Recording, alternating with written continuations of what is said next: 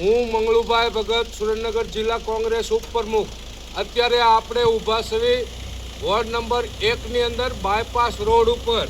અત્યારે અહીંયા આ વોર્ડની અંદર કાલથી મોટા ભાજપના આગેવાનો આવવાના છે અને સ્થાનના વોર્ડ નંબર 1ના નગરજનોને હું એક સંદેશ આપું છું કે આવી રીતે આખા ગામમાં ને આખા વોર્ડની અંદર આવી રીતે પરિસ્થિતિ પાણી નીકળી રહ્યું છે।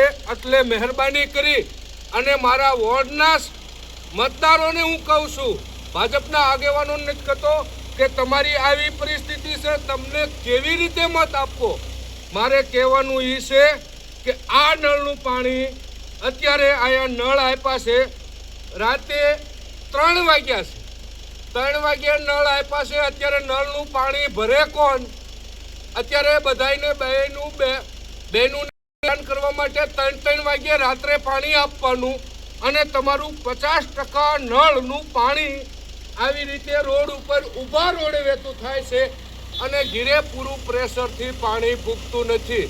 એટલે મારા 1 નંબરના નગરજનોને હું સંદેશ આપું છું કે 2 દિવસમાં તમારી પાસે ભાજપના આગેવાનોના ધાડા આવવાના છે અને પૂછવાના છે મત ભાજપને આપજો, મત ભાજપને આપજો, મત ભાજપને આપજો।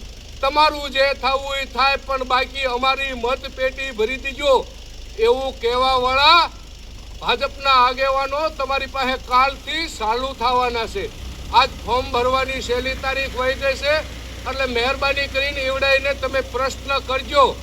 જય હિન્દ, જય ભારત।